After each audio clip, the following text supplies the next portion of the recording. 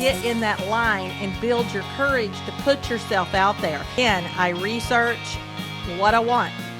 And again, that starts with Google. Google is your friend. But it's so worth it when you're getting to do the thing that you really love and enjoy to do.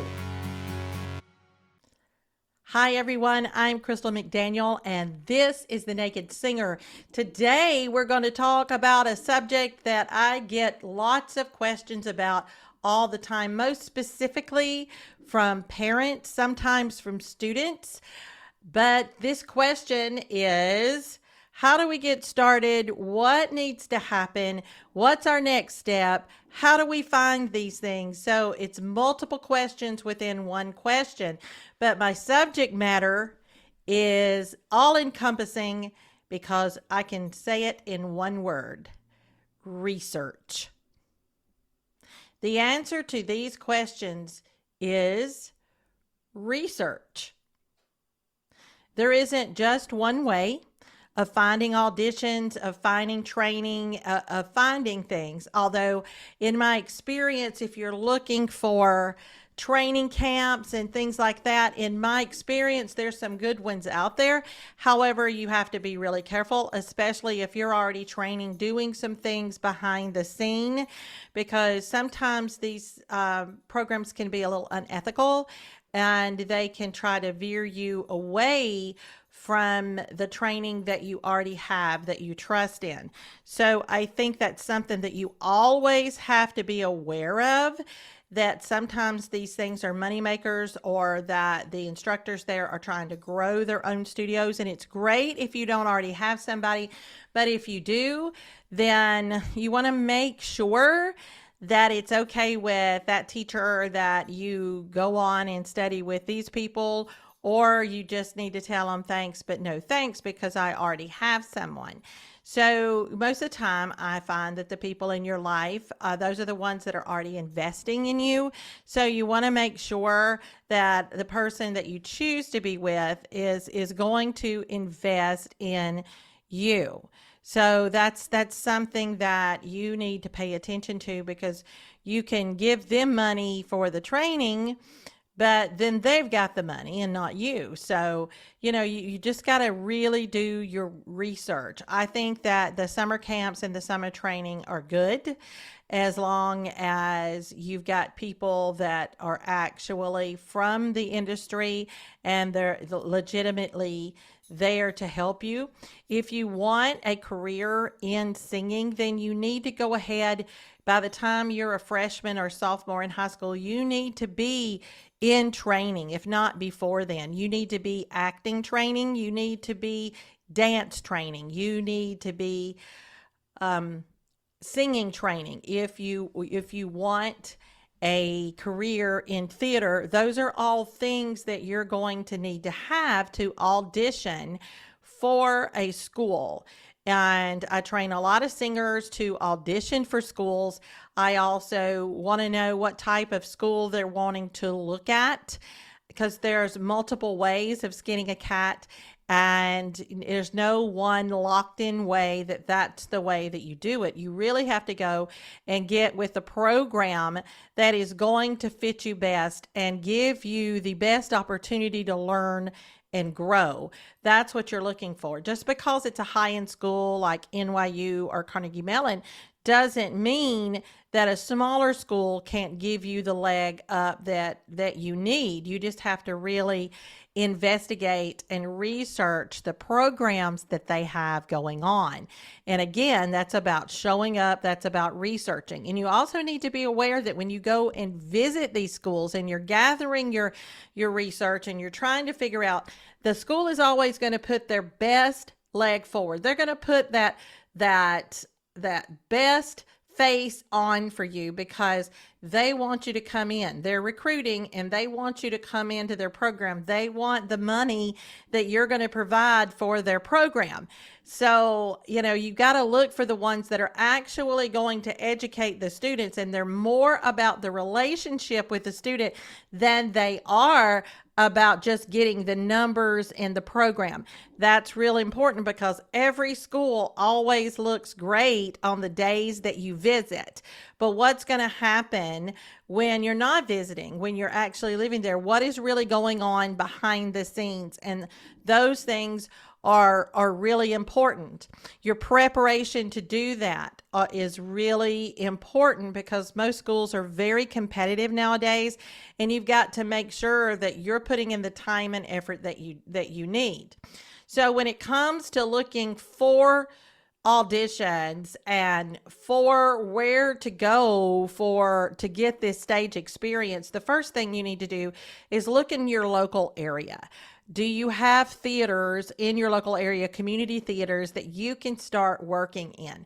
And that is something that you can get involved in, and that is something that you can help support and bring up. We have several community theaters in our area, and you can look up what shows and what auditions that they are going to do and get yourself in there and start gaining the experience in local theater. If you want to go higher than that, then there are regional theaters. There are several regional theaters, and a regional theater is going to be a professional theater that actually can pay a certain amount of money for their professional performers that are in there. So you can literally Google is your friend. So you can literally Google these regional theaters in our state and even in the South, because there are several. They're all over the place that have open auditions. You don't always have to have equity. You can look at it and show up for the open audition part. The equity people are going to get preferential treatment, but you can actually go and get in the lines of these things and do your audition and get yourself out there and put yourself in position to be known and to start doing shows and to build a business. But literally the way I got my list was just looking at Google. And then we made a list of the regional theaters in the Southeast. And so from time to time I go and audition for them, but there's not a secret sauce here. I literally Googled. And then you can also get, pay a small subscription fee for Playbill and for Backstage. They post a lot of these local things. Once you get names of regional theaters, you really can just look under auditions or look, they usually have something under About Us. You just, scan through all their headers and see if they have one that says auditions and how they're holding all the auditions and where and what they require and what they need you to send them in order to be a part of those auditions. That's how you do it. I literally just go down a list and start looking. And sometimes I find out as I'm doing these lists that they're old and they need to be updated and this theater doesn't happen anymore or whatever. But I find them in that way. I look through Playbill and I look through Backstage to see what might be available. A lot of the cattle call auditions, the open auditions in New York City, you find out about them through Playbill or Backstage, and you go and just get in the line and start doing. The best experience that you'll have is to get in that line and build your courage to put yourself out there and make sure you're always doing a full performance. Don't audition for people, perform. Those are things that you need to know to do. When you're putting your research package together, know exactly what you're good at, exactly what you can put forward, what they're looking for, how you'll need to dress for the audition. You got to think through all these things and then research. If you want to know how to get great headshots, usually I go on and look at professional headshots of people that do things similar to the way I do them. And then I look for photographers based on their photography being close to what I think that I want in that. And I show the photographer that, and then we go for that type of look within my photo. So again, I research what I want. And again, that starts with Google. Google is your friend. So when you're trying to gather all of this stuff up, you can put it in a book, you can put it, you can build on your resources, you can use it on the computer and put it in your library of these are my favorites. These do good things.